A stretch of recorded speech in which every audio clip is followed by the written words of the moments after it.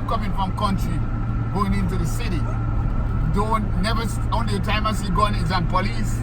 I'm going to Waterhouse, I see gun in young man hand as if it was like the wallet. In a way it was scary, but in a way it was like exciting. Be like yo, you can get a gun just like that. Easily get a gun. They would come and offer you to have a gun. You have to have a gun in Waterhouse in 1979, 80, 81, 82. Every young youth have a gun in Waterhouse. This is so scary because food was so hard to get in Waterhouse, but gun was so easy to get. And when they start, killings in Jamaica now is nothing like what it used to be back in the days. Because in Kingston, it was just rampant killing over and over and over and over. You'll find the politics come in while I was there. The politics was in, but the politics get real crazy.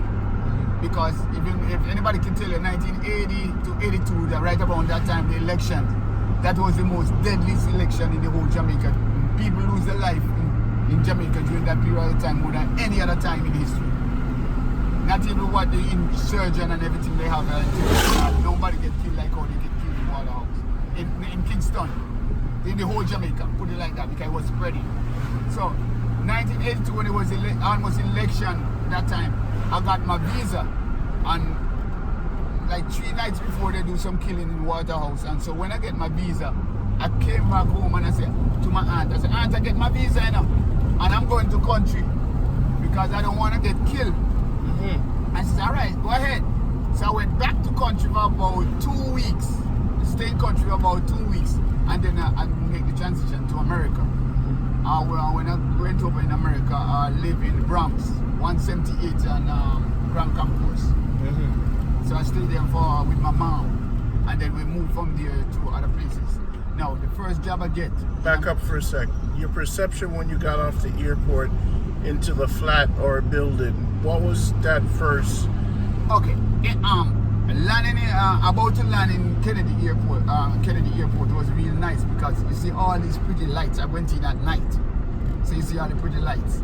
And then when you're on your way home, it's nice, pretty road and everything like that, until you make that branch off the highway.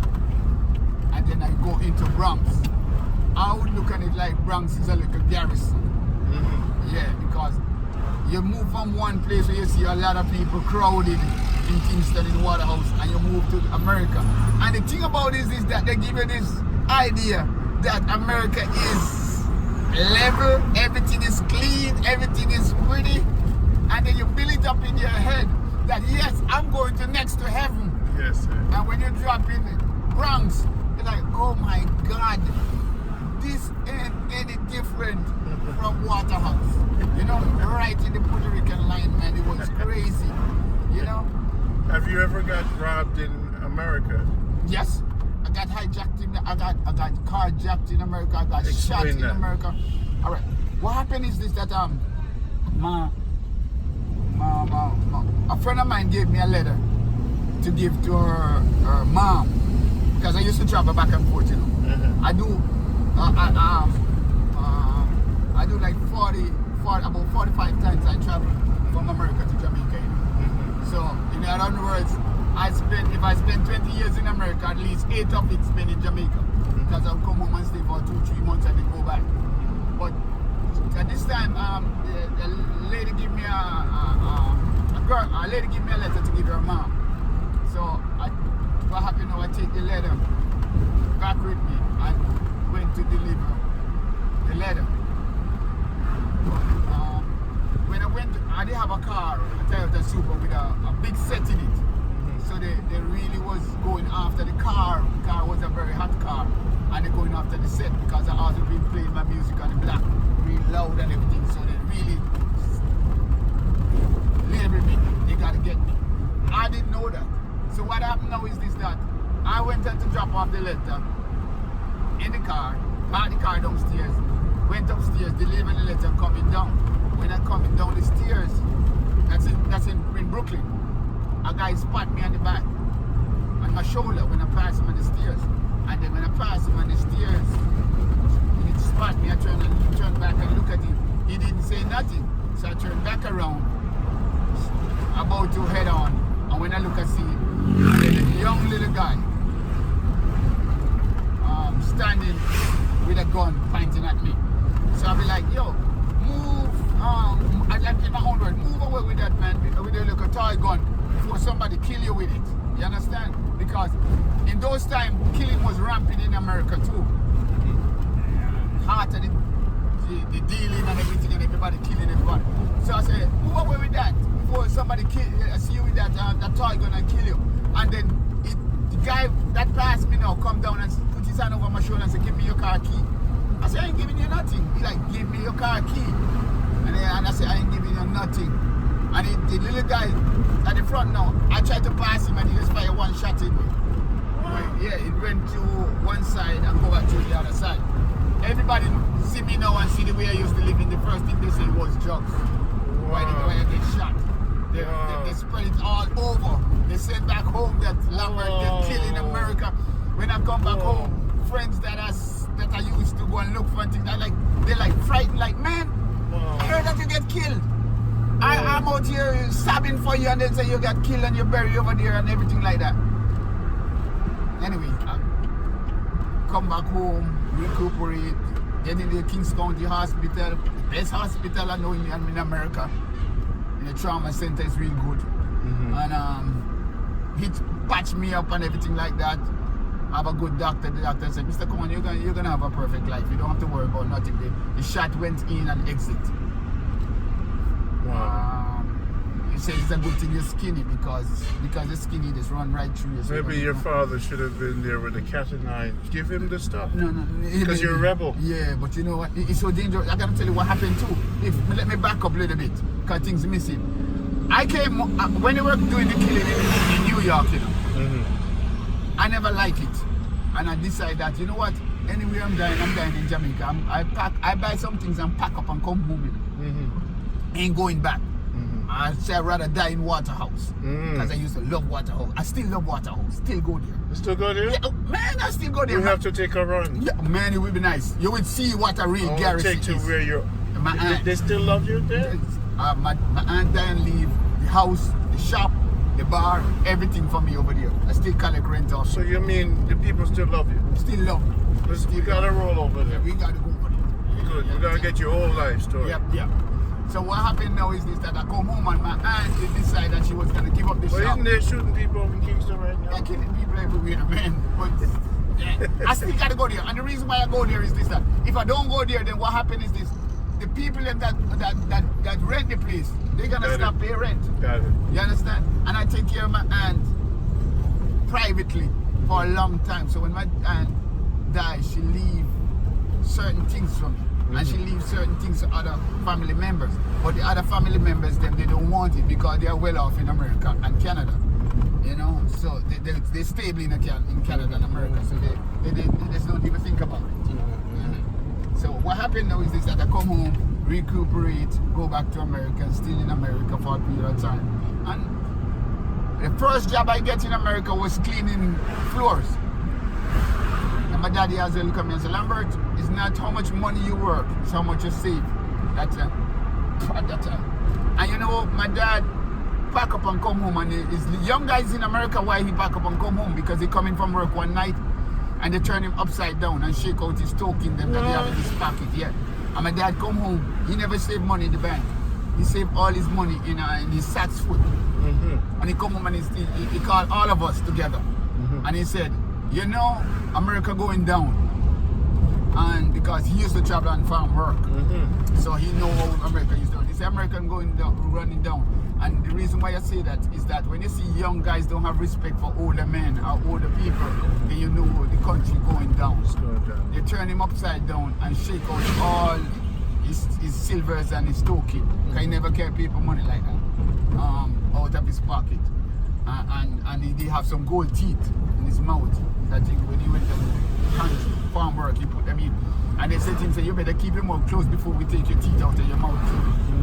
And he come home and he tell everybody, he said, listen to me, I think my time is expired in America and I'm going home. I ain't even gonna go back to my job. I want my wife to call a shipping company, build a house. We have a house and everything in Jamaica and everything. I want my wife to call a shipping company and ship her things home and I'm going home. And so he give my mom the money to get the shipping company. And in about 2 days he buy his ticket and went home. Pack up his little suitcase and just went home. You know, and he stay here and never come back. He never come back to America until he passed off. So we died in Jamaica. And how many years did he live in Jamaica? He lived about 15 years after that in Jamaica. Wow. Yes. So that was in a bad way. And it's a good way. In a good way. Yeah, because he stopped working. So sometimes it takes a robbery to change your direction in life. Yes. Something bad to change your direction. To change and make you become make you realize. Yes. And so, he might never have come back. He would come. No. He would come back, but he would come back later on. Okay. And maybe he would get sick and everything like that because my daddy never gets sick, you know. The one time he gets sick and go in the hospital, he just call and say, yo, this is the end of me right here because I don't get sick. Never. And look at it. I know that's gonna happen to me too because he just live out his lifespan until his body is shut down. It can happen to me because I'm here 10 years and I don't go to doctor, I don't take tablets, I don't take nothing. The only time I go to doctor is to go to get my regular test. So you eat a lot of fish? Yeah, a lot of fish. A lot of fish and a lot of vegetable. You're not the cow meat pork? I would tear some meat all right, but that's not my specialty, the red meat. I don't like red meat no more, it's sick my stomach. But the fish... See, Chubby doesn't eat the meat at all. Yeah, see what I mean? Are you a true Rasta? Up top. I might have to get a hair wig like you guys, you know, and then 3 of us would be Rastas. Yeah, you know. But that's a good life in Manchester. Look over there, and they have other places too. But going down Spurtree Hill right now, this is Spurtree Hill starting. All right, this is one of the most deadliest. This is the deadliest hill in Manchester and maybe Jamaica too. For trucks mostly. For everything. Why is that? This hill takes so many lives. It's unbelievable. Why can't they just slow down? It's not a matter of slow down, and I think some curses on this hill. Believe me. Because maybe it's a nice road. I don't know if They've never seen a view so beautiful. They're distracted. No. They're distracted. There's a problem. They're distracted by the view. Yeah, you see, the recently famous them put in their house over there. Oh wow! See, those are mansion, and it's 1 man or 2 person house with that. Oh, there's 2 people building all that. When you see, not two single people, you might find a couple building house over there like that. Yeah, just for their own purpose. Do you? And I saw your house you're building. And we'll get into that in another episode. We're building up Waterhouse, so we'll continue with that. Waterhouse, okay. And keep going, the transition into America from Waterhouse. You know. And so I start, as I go back now, and I start cleaning floors. In a grocery store, 42nd and 2nd Avenue in Manhattan. And that was my start experience because certain things I didn't know, mustard, mayonnaise, and all those different things. So I learned those things, and then I go on from there. I learn how to use the machine. I learn how to cook. I learn how to prep. I learn all those things. So eventually, I get enough experience to move on from that grocery store, and I went and worked for a lawyer firm. I went and worked for Lambert and Lambert. It's a lawyer firm. Private cafeteria, which was nice. I worked for some good people in America in the cooking industry, and that's why I'm so good with my hands.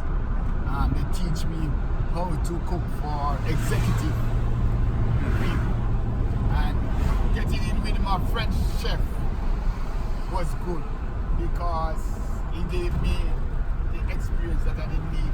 Are we going to be able to fry at least 1 or 2 of the fish today?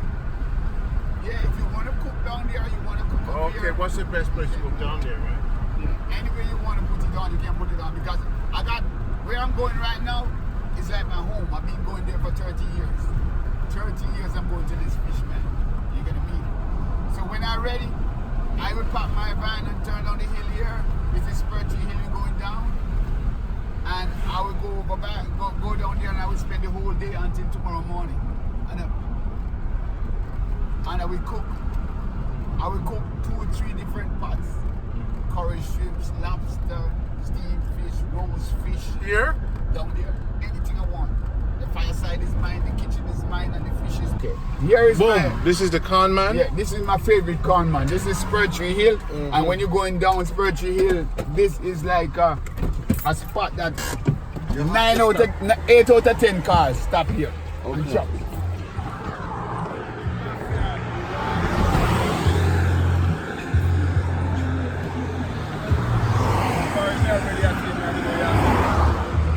Do we have permission to record you? Yes, you have permission. Do we have permission to record you? This record? Yes. For the internet? This is the great con man and Spur Tree Hill. What's his name? Yeah. Go ahead and give your name. Where's your name? The con man. The con man, Spur Tree Hill. Spur Tree. So you make all the car them crash. Can them rush down forget this. Because of the car. It's already yet. It's already yet. Peanut bar is already.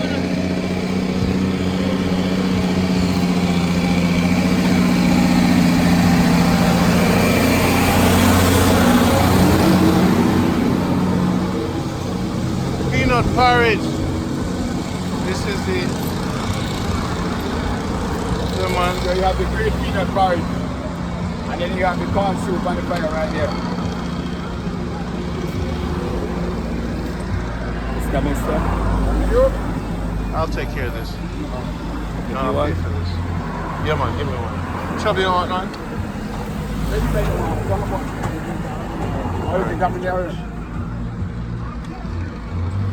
Real thing, Jamaica, see it there. Boom. Jamaica good life, Spear Tree Hill. It's a trouble though. Make we see another part now. Oh yeah, this one here. Yes! I went that already. Soup, I tell corn soup.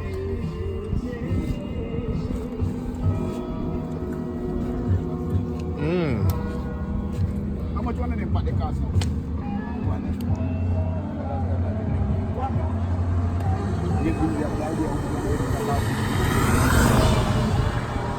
A long time without that, so we can't really. You know, say you get one for me and me still have it. Yeah, man. 25,000 pay for it, 2,000.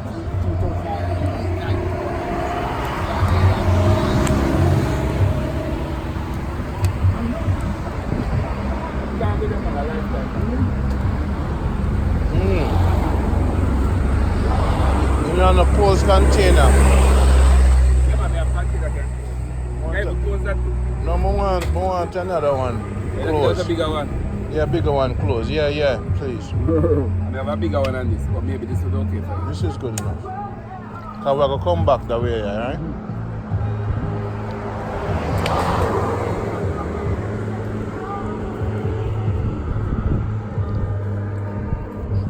So how me cook this at home? Just peanut and banana? Yeah, you can do that too.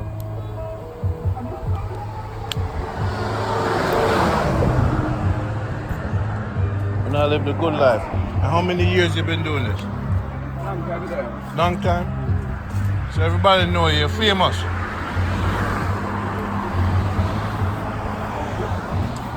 There for you was a little boy.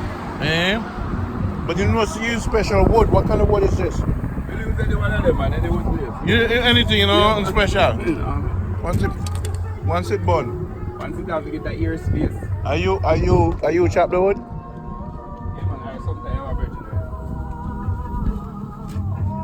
Wow. Lambert, so this is it. Yep. Start off early in the morning, you have fun straight until night. You get tired, you go sleep and you get up back again.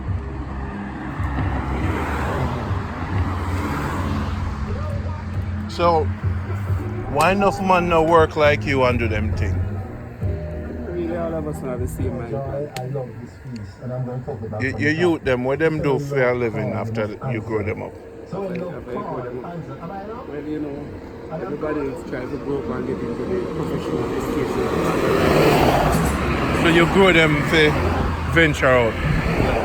you like the street side more than the actual shop? Why wouldn't you venture out into a shop? To a shop. Yeah. It's time to come and you have to do that.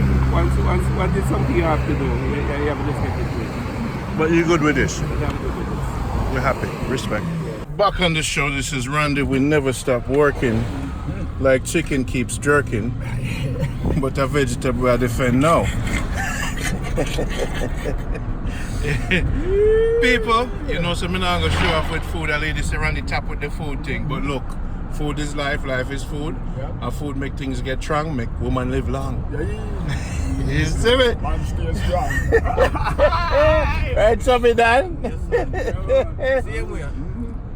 So now, if I come off a Spur Tree Hill, I want to thank you, sir, for the journey. Yep. Anytime you're ready to go on another tour, make you know. Alright, here goes the aluminum plant over there. Aluminum plant. Somebody know no seatbelt on.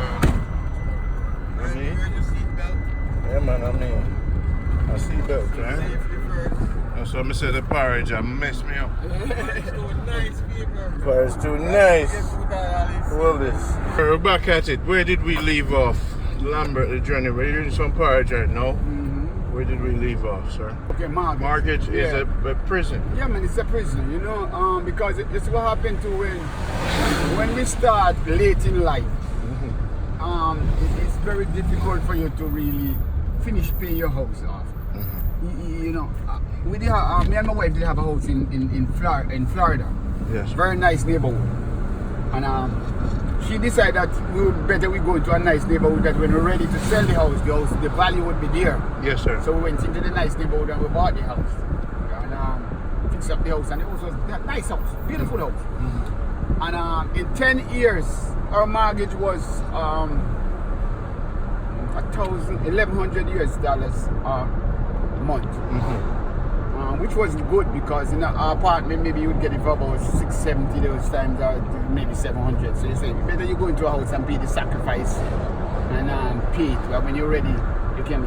But in about 10 years, I check it out, and we only have $120,000 on the house. And I said, okay, no problem, we can handle this. So we're looking at like we just bought a house for $120,000. Yeah. So we can pay it. So me and she plan and say, all right, we get it. In 10 years, I look at it like this, man, all this money I spent is almost $100,000 if you check it in 10 years. That's $10 million in Jamaica. And like, $10 million can build me a mansion in Jamaica and I have land already. So why I'm inside of this house paying for the next 20 years, I have it now to pay. So you're paying for that 90,000, you're paying for it like 3 or 4 times. I like, baby girl, I can't deal with this no more. Come sit down here, let me show you something. You're like, okay, let's sell. And then when the time comes to sell, she changed her mind. So I decided to come home. And let me tell you, it's one of the best decisions I ever make in life. It was scary, you know, because I take a long time in America before I come home. I do like about 12 years straight. And every time I would go out and I see something at the flea market, I would buy it. I'd be like, where you buying these things for? I'm going home. Every screwdriver, every nail, every this, every that. And that's why I have all those things at my house. Yeah. So I was planning to come home. Another thing is this, I say I would never give people my money to build my house. Because I hear a lot of horror stories. Yeah. So I wouldn't have a house building in Jamaica and allow people to build it over here.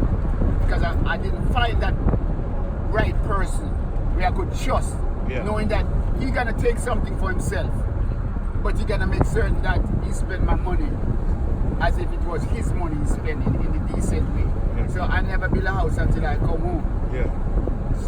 That's the third rule. Yeah. And what I did now is this, that when my wife told me that, I want everything in the house, then I gotta have to start buying everything from my house. So I went out, meet a friend, he told me, say, listen to me, you can do this. I'm gonna give you an address to an action and you're gonna register there. So what I did is I get that address, register into the action, and then I start to buy my things from my house. Let's take a break. I'm back on the show with the one only. What is it special about this man that I respect? He has a formula, people. And we're going to try to capture this formula. So you want to sit tight and watch all the series with Lambert. Lambert and his journey, his wisdom in life, his financial planning to make him a successful man today. Didn't wait on a pension. Nope. Took his hands in his own hands. Took the plan in his own hands at age 50 and said, I'm leaving America. So now let's talk about, we were talking about you selling the house in Florida. Yeah. And you buying, I've learned something, going to the flea market. Yeah. So if you plan to leave to Jamaica, Start buying the little things. find out where all the flea markets Yep. are. And get Get your all sales. the old tools. Yes, get your tools. Talk more on that. Right.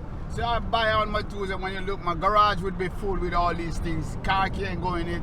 Wife always screaming. I can't park my car in the garage because you have all these. She call it old brock. Old bro. Yeah, that is second-hand things. Now, in Jamaica, old brock, you couldn't carry come and give people in Jamaica back in the days. They don't want to see that. You have to carry clothes that's new with tags on it. Yeah. But things change now. You buy second-hand things from America and come over here, clothes, anything it's people see things different. Yes. You understand? So I buy everything and I set up everything, and I just decide this is the time for me to leave now.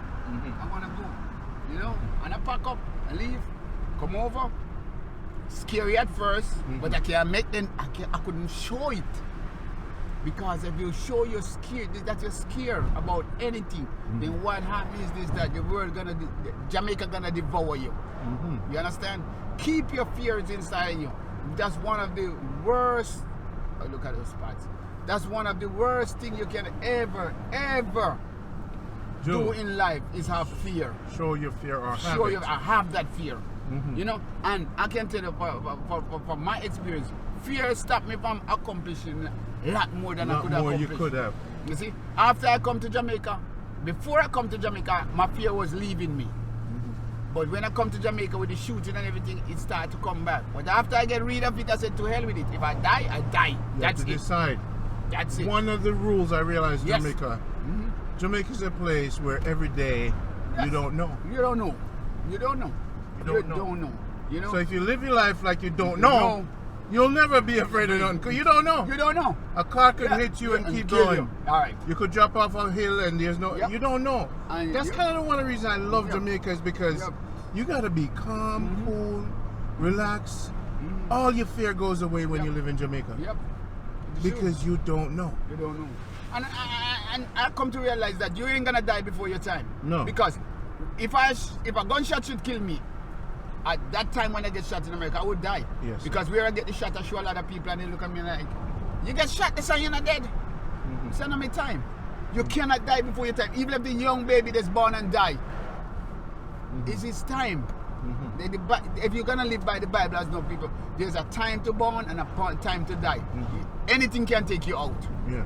So it don't make sense. You can get 10 gunshots and you don't die, you know. So what do you say to those who have the mortgage as their chain on their feet? That's the prison. That's how they get you in America. All I can tell and them. the kids' college fund. Did you already pay for all the kids' college? Well, what I did is this: that I told my wife, my first son, he get into USF. He was an honor student, very smart boy.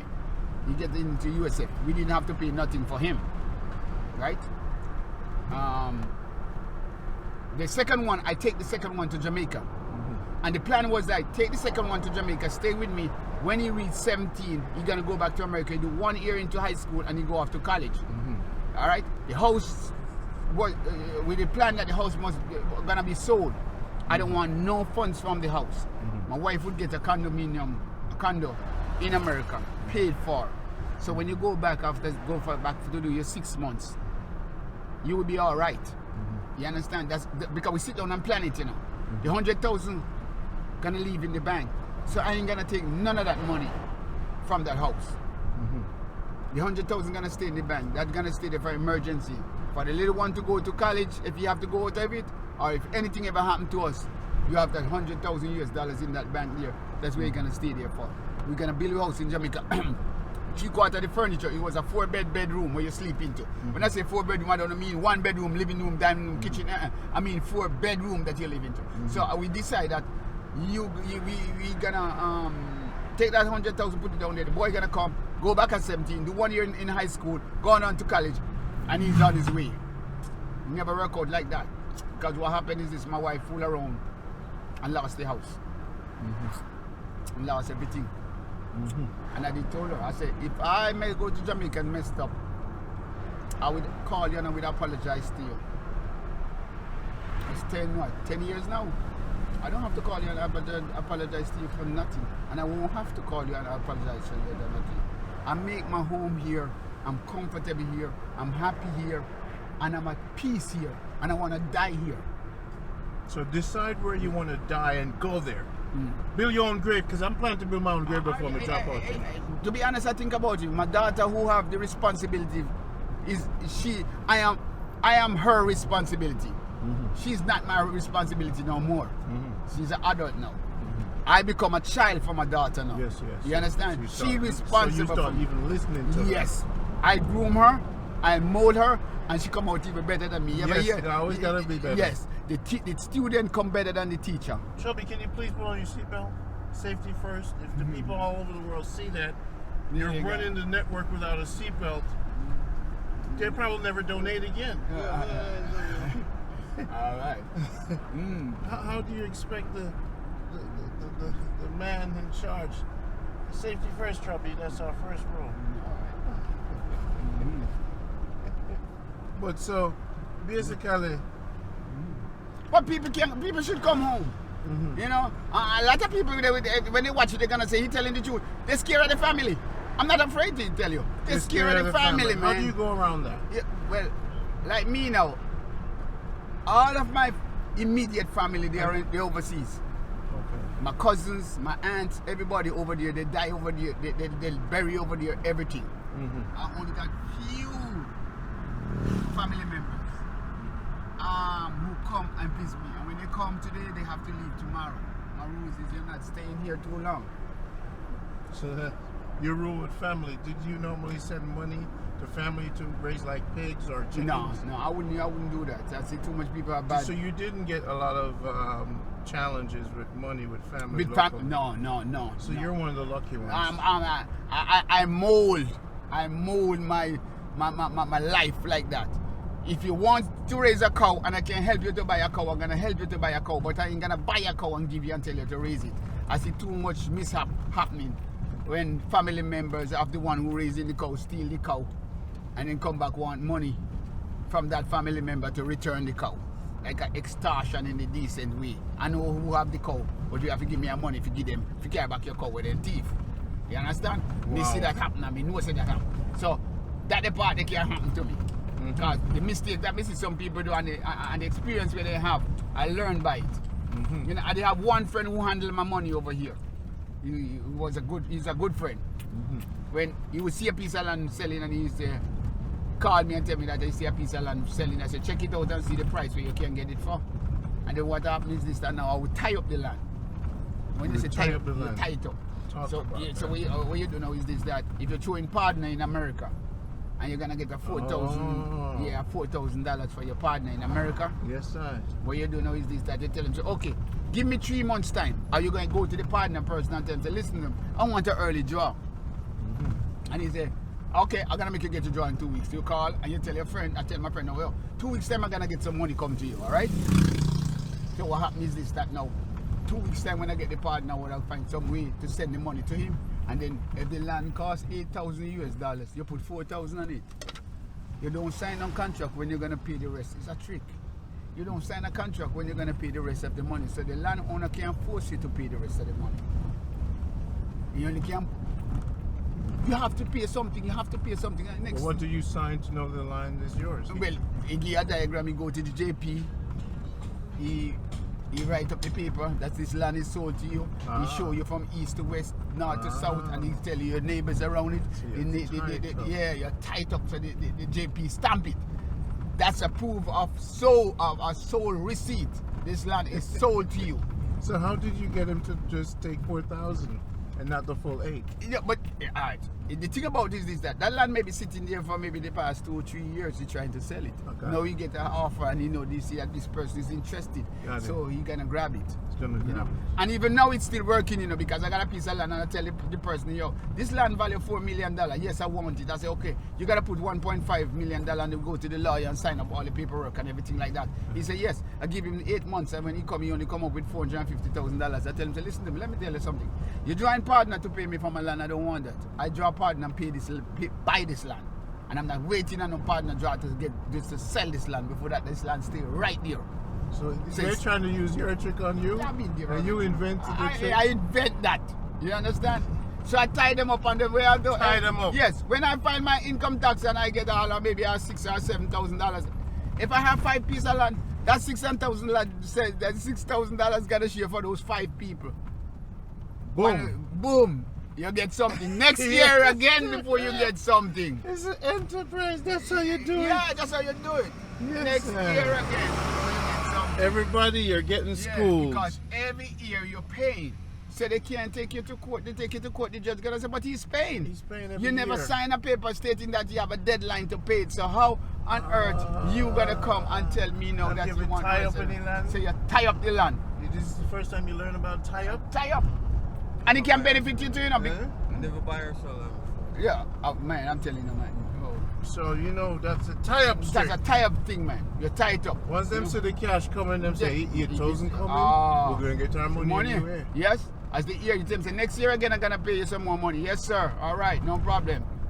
Next year again, you get your tax. And them can't do nothing. Can't do nothing. The land is yours. Yeah, if you do America 10 years and you do that, you buy 6 pieces of land, you know what happened? In 10 years, you own 6 pieces of land. All you have to do is to get the diagram, go to a lawyer, start process your title. And the good thing about it is that now, if you have your title and the land is nice and everything, and somebody come and see it and they're working with the government, you easily get that land sold because the homeowners, NHT, National Housing Trust, I think it is, they will give any police officer, any bank worker, any government workers loans to buy land as long as the person have a title. So you can get your land sold very easy if you have a title. You can come here and look at this. If you have money and come here and say, yo, it's real estate take over it, If money wasn't into selling lands and a house in Jamaica, you wouldn't find real estate from America come here with their name brand over there, A lot of them from when the crash did in America, nothing was going on with real estate. They branched to the small islands. Yes. And then if you look around, you see most people, they overseas, they want to sell it. They just give the real estate. The real estate sell it, put the money in their account. Sometimes they thief it too because they hear about lawyers getting $100 million US for property that they sell and they don't return it. Look at this. Look at this nice little house. Look at this. And if you check it out, maybe it's 2 people, wife and husband. Maybe 1 person too. Yeah. You own this in America, if you don't mind shop, the tax man come for you. Oh yeah. Yeah. Where do you get the money to build this? You see? And you will have $200,000 US and you maybe have $20 million, you build that house and buy that land right there in Jamaica. And 200,000 can't get to that in America. A solid house like that. Maybe 14, 18 rooms inside of it. So there's a lot of things you can do when you're in America to set yourself, but you have to have that plan. And the pressure is on you when you're in America too, because you have to think about paying about your mortgage or your rent. Your kids them have to go to school. Your kids them have to get educated, and you still have to think about your house that you're gonna build in Jamaica. So the pressure is on you. You can't miss any overtime, and that tear your body apart. You see, and then when you do get rated to retirement, they move it from 62 to 65. They want you dead. They want you dead. Government wants you dead, man. Because if you do 30 years into a company and if you check out how much money they take out that you pay and you retire at 65 and dead at 66, listen to me. It's not everybody gonna live over to see that retirement, So I don't see why they're planning for it. Because if your lifespan is 66, 1 year after you retire, if you can retire, you're gonna drop dead. And that's where your cutoff is. You see, so set yourself. The only thing I miss in America is the big paycheck. Apart from that, I don't miss nothing. Don't you miss the cornflakes and the... No, because my dads wrap them up and send them home. You see what I mean? And another thing is this, that when you go over, I'm don't Jamaican, you miss Donald Trump? all those things I don't even know what's going on. They're the one who telling me what's going on, what doing, because I don't watch American news no more. You see what I mean? Because some things that they're telling me are like, no, that can't be possible. What you talking? You're telling me to scare me? I ain't coming back there. So why are you telling me that? He said, that's what's going on, Dad. I'm like, you yo. don't care. I don't care. I said, I'm sorry for you guys. If they give me $1 million right now and say, come and spend it into America, if you know, my shop, I come there one day and buy maybe 2 or 3 trucks, tractor bait and leave America immediately. Boom. I don't know, man. My time is done there, I'm telling you. How am I gonna go out and look a job now when you look, is my grandson gonna interview me? Pop, how old are you? 58. He'll be like, Jesus Christ, that's my grandfather age. How comes he come working? No, I couldn't deal with that. I couldn't deal with it. It's not everybody can do it, you know, but I couldn't deal with it. So we're in St. Elizabeth now. No, we are not in St. Elizabeth right now. We're still in Manchester, but this is the border between St. Elizabeth and Manchester. What's the name of this place? I think down here is Downs. Downs in Manchester, not St. Elizabeth. Manchester. Because the fishing village that we're going to right now is in Manchester. Everybody says St. Elizabeth, but it's Manchester. So what's the biggest river in Manchester? Is it Black River? Black River is not in Manchester. It's not in Manchester. I think there's only one river we have. You know, we have a nice river down there too. Nice river. You have a river down the block down there. Beautiful place too. So you make this journey A lot of time. Often. We make the journey very often. Alright, well, we're rolling, so we're gonna show you. Take a little roll down here and show you. Alright. Alligator Pond. Alligator Pond is that way, but we're gonna make a circle and come around. Because I'm gonna bring in a little tour and show you. This now, in a branch over here now is St. Elizabeth. So you see the difference in road. That's a skeleton guard right there. See that? Okay. Down here they call it the bread basket. Bread basket. Yeah, you got that's watermelon right here. Watermelon, small cantaloupes. Okay. Then you got thyme right here. These are thyme, that's seasoning. Okay. This is melon right here too. See, it's coming up our cantaloupe. You go down a little further now, you have scallions right here. Okay. These are things that they plant, and they plant it at big scale down here. See scallion in the band? And then they have cabbage. Over here they have the irrigation, the water flashing all over. These are their livelihood down here. And they make good money out of it. Yeah, good money, because all those seasonings that you see they make, all those things have to go into it to make those seasonings. You smell it down here. You smell? Yeah. You have mangoes growing on tree down here too. All right. Then this is cabbage.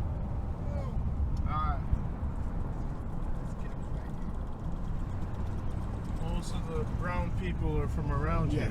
Yes. All red people down here. So, okay, if you want a brownings, you come down here. Yeah, you get nice, pretty brown girls down here.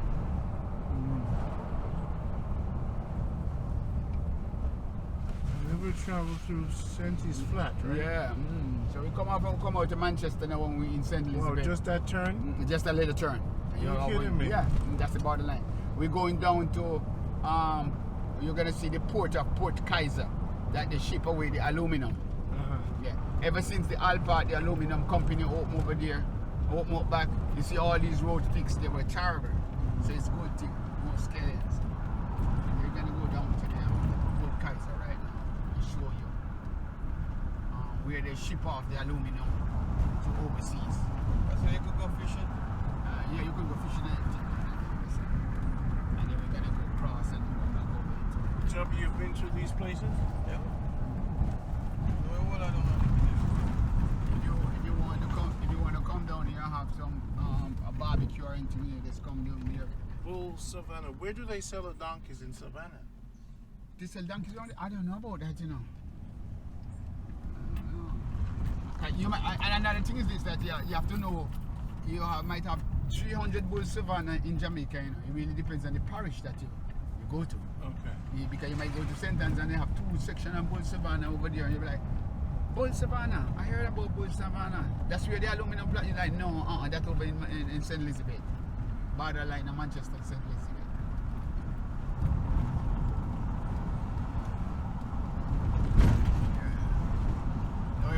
day relaxation now. I just jump in the van and I hit it down here and then we'll be down here all day. I'm gonna give you a tour of the river down there. The river that meets the sea. You see? That's the farmers there. The river that meets the sea. Yep.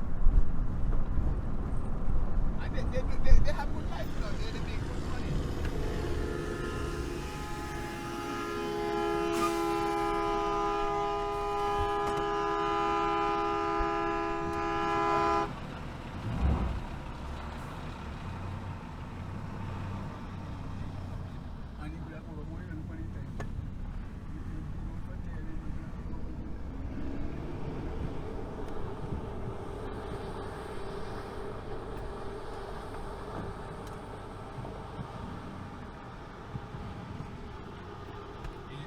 Reverse night, you can low. Did it look like it's in my car? Wow.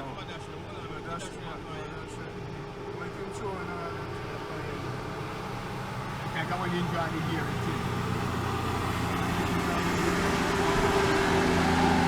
Like you have attitude, you know?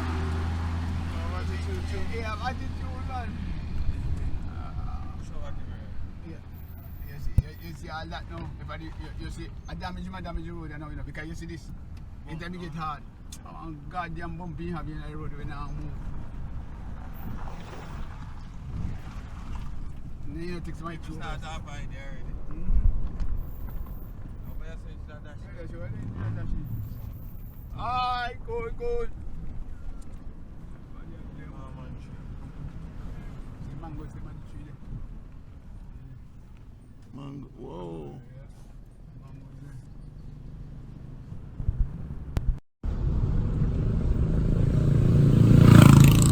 Sente. Yeah, still the sea breeze.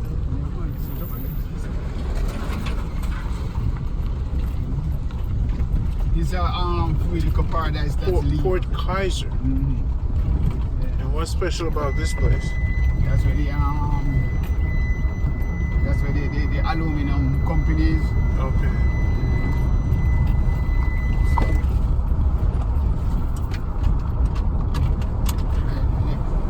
Where they ship off in this big ship them dock and they ship off the aluminum to overseas.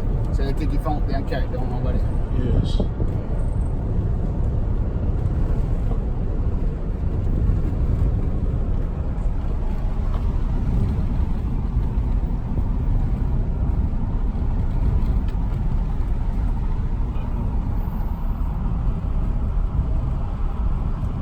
Drive here now, you come down to Alligator Pond, you can't go any further because the sea, you run right into the sea. So we're going to show you when we finish. You go this way, you turn off straight into the sea. You go to the river, then the sea. You can't go down further, the road is end. Where do they get their water? I think they maybe have line run under the ground. Okay. Well, it looks like they must be purified from the river over there. Because the river have fresh water, you know. So what they do, they maybe just purify from the river and push it in their life. Because I think all these roads have pipes under it to push the water back, to get the water back up. And then they have the pump station. Then.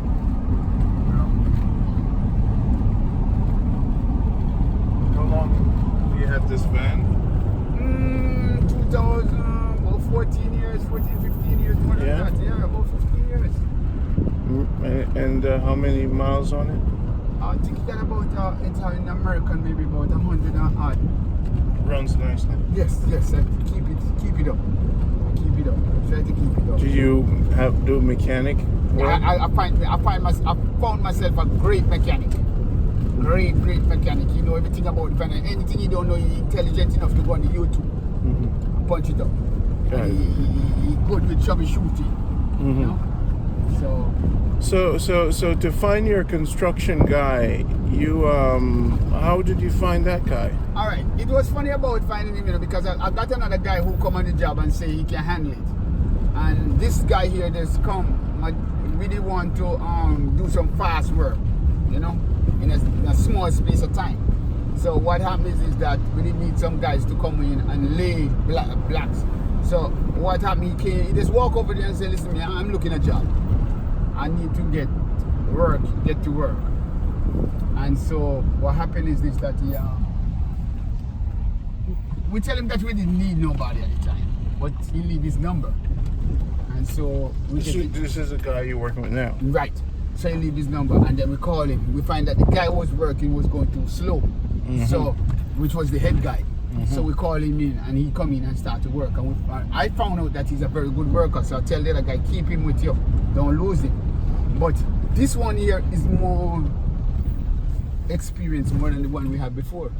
So the one before, when he find out that this man is more experienced more than him, what he did is this, he just quit. He didn't even tell us nothing. He take his last pay and he didn't even come back. And now this one take over this job. And by he taking over this job, he get maybe about 6 or 7 more houses to build right around and do jobs right around the neighborhood. Wow. So he's well established now. By just having that guy leave, walk off of the job. We call it walk off of the job. He walk off of the job and the other guy just take over, and that was it. And here we are at Alligator Pond. We are at Alligator Pond, down in the river section of Alligator Pond, not the fish village. And they could do nothing about that. Yeah, you gotta wait until it's full to the max, or maybe they on top and you say, maybe this come and just lift it up and move it and carry it away. Until then it stay right there. That's the garbage, we don't call it now. Not even disposal, that's the garbage.